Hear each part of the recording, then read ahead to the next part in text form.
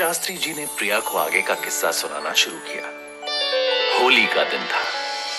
कृष्ण कब से राधा को ढूंढ रहे थे। उन्होंने हर किसी से राधा के बारे में पूछा, मगर किसी को भी राधा के बारे में कुछ भी ज्ञात नहीं था। फिर कृष्ण राधा को ढूंढते हुए यमुना नदी के किनारे जा पहुंचे। वहीं कदम के एक पेड़ के नीचे बैठी राधा रो रही थी। कृष्ण ने उन्हें वहां देखते ही उन पर बहुत सारा गुलाल डालकर कहा, क्या सोचा था तुमने राधा कि यहां छिप जाओगी तो मैं तुम्हें ढूंढ नहीं पाऊंगा। इस पूरी कायनात में कोई भी ऐसा स्थान नहीं है जहां तुम जाकर मुझसे छिप सको। मैं तो तुमसे एक क्षण को भी दूर नहीं होना चाहती कृष्ण, मगर फिर भी हमें 100 वर्षों के लिए एक दूसरे से जुदा होना पड़ेगा। ये कहकर राधा रोने लगी। उन्हें इस बात पर अचानक से भावुक हुआ देखकर कृष्ण ने उनका हाथ अपने हाथों में लेकर कहा, क्या हुआ राधा, इस बात पर अभी क्यों उदास हो रही हो? बाबा ने मेरा विवाह अभिमन्यु से तय कर दिया है। ये तो कभी ना कभी होना ही था ना राधे, और तुम तो ये भी जानती हो कि वास्तव में क्या होने वाला है। अभिमन्यु से विवाह तुम्हारी छाया के रूप में वृंदा का होगा। फिर ये उदासी क्यों? लेकिन ये संसार मुझे उसकी पत्नी के रूप में जानेगा। मेरा नाम किसी और के साथ जुड़े, ये मैं कैसे सहन कर लूं कृष्ण? तुम इस बात की चिंता मत करो राधा। तुम्हारा नाम हमेशा मुझसे पहले और मेरे साथ पुकारा जाएगा। ये संसार सिर्फ हमारे प्रेम को याद रखेगा, बाकी सब महत्वहीन हो जाएगा। जहां अर्थ हो वहां प्रेम नहीं होता, लेकिन प्रेम हर चीज का अर्थ होता है। तुम और मैं इस संसार में उसी प्रेम के प्रतीक के रूप में पहचाने जाएंगे। चलो अब रोना बंद करो और मेरे साथ होली खेलो। कृष्ण की कोई भी होली राधा के बिना पूरी नहीं हो सकती। कृष्ण की मनमोहक बातों से राधा का चित्त प्रसन्न हो उठा और वो कृष्ण के साथ होली खेलने लगी। कुछ दिनों बाद जब वो कृष्ण से मिलने जाने के लिए तैयार हो रही थी, तभी उनकी होने वाली सास जटिला और ननद कुटिला उनसे मिलने के लिए आए। राधा को तैयार होता हुआ देखकर उन्होंने पूछा, कहाँ जा रही हो राधा? कृष्ण से मिलने।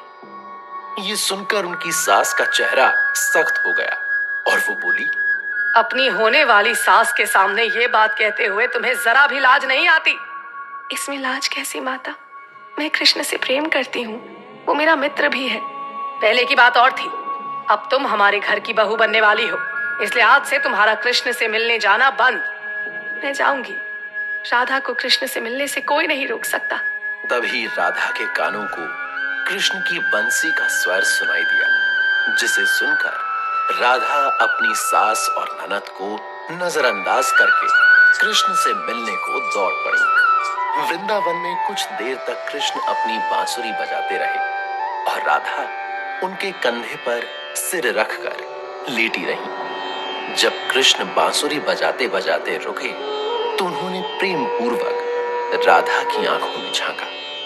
राधा भी उनकी आंखों के सम्मोहन में बंधी उसी गहराई के साथ उनकी आंखों में ताकती रही। कुछ खामोश क्षणों के बह जाने के पश्चात कृष्ण राधा से बोले, मुझसे मिलने आते हुए तुम्हें समाज का भय नहीं लगता राधा? मैं तुमसे प्रेम करती हूँ कृष्ण, फिर भय किस बात का? प्रेम हर भय को मिटा देता है। ये संसार तो सदैव बातें बनाता आया है और बनाता रहेगा, उनको हृदय पर क्या लगाना? तुम भी अजीब हो राधा। कभी तुम मामूली सी बात पर अश्रु बहाने लगती हो, तो कभी बड़ी बड़ी बातों से तुम्हें फर्क नहीं पड़ता। राधा को फर्क सिर्फ कृष्ण के ना होने पर पड़ता है। थोड़े ही समय में राधा और कृष्ण के इस तरह निरंतर मिलते रहने से गांव की स्त्रियां राधा के चरित्र को लेकर तरह तरह की बातें करने लगी। कुछ ने तो अपनी बेटियों पर राधा से मिलने की रोक भी लगा दी थी। ये सब आज भड़काने का काम कोई और नहीं, राधा की होने वाली सास और ननद कर रही थी। राधा ये सब देखकर सुनकर कुछ नहीं कर पाती थी। एक दिन उन्हें उदास देखकर कृष्ण ने पूछा, राधा, तुमने ही तो कहा था कि तुम्हें लोगों की बातों से फर्क नहीं पड़ता, फिर क्यों उदास हो तुम?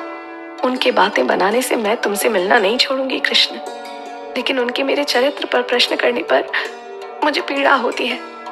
राधा की पीड़ा से कृष्ण भी बेचैन हो उठे।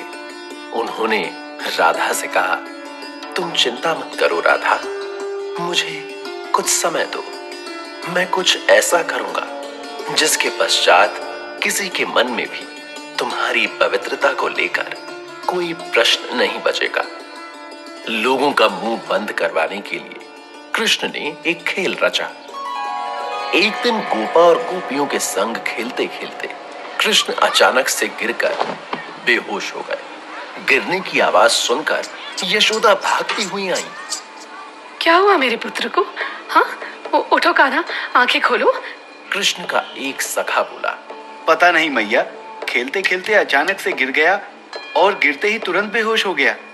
कुछ ही देर में वहां नंद बाबा और सभी गांव वाले भी इकट्ठा हो गए। वैद्य जी को बुलाया गया, मगर उन्हें कृष्ण का रोग समझ नहीं आया।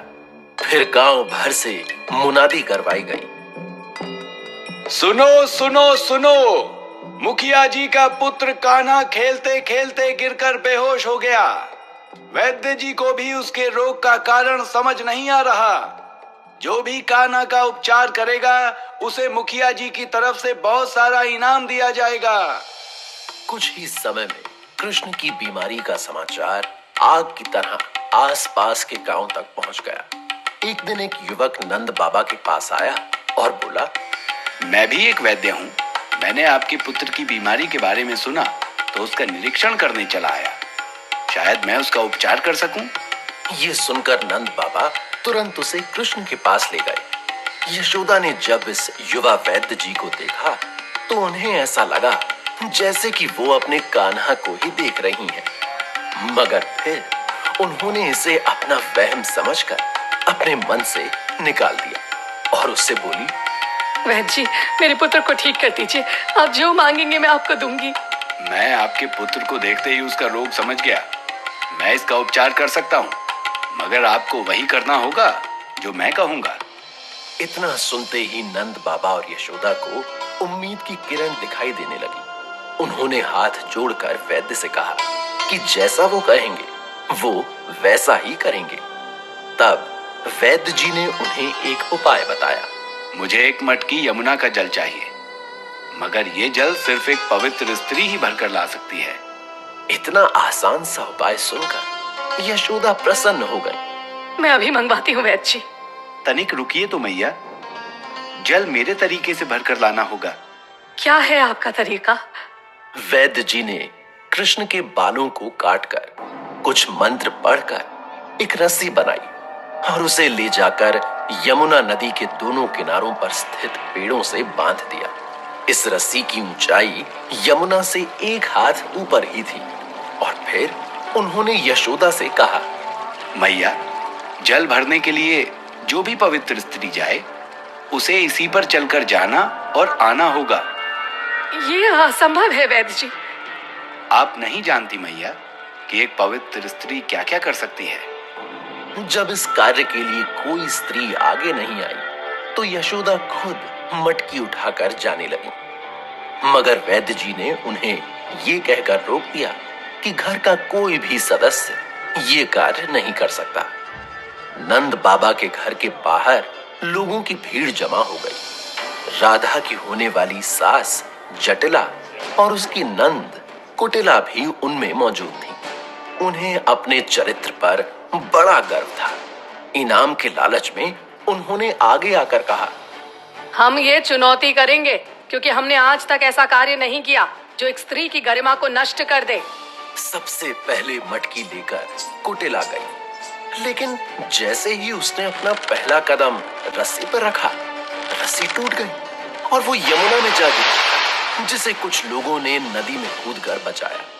उसके बाद जटिला मटकी लेकर गई, लेकिन उसका हाल भी अपनी पुत्री के जैसा ही हुआ। ये देखकर यशोदा रोने लगी। तभी राधा वहां आई और यशोदा से बोली, आप क्यों रो रही हैं मैया? मेरे होते हुए कृष्ण को कुछ नहीं हो सकता। मैं जल भर कर लाऊंगी कृष्ण के लिए। राधा जल की मटकी लेकर रस्सी पर चढ़ी और आसानी से उस पर चलकर इस पार आ गई। ये देखकर उसके चरित्र पर प्रश्न चिन्ह लगाने वालों के मुंह पर ताले पड़ गए और राधा के नाम के नारे पूरे गांव में गूंज उठे। राधा ने सभी को शांत करते हुए कहा, आज मैं आप सबसे कुछ कहना चाहती हूँ।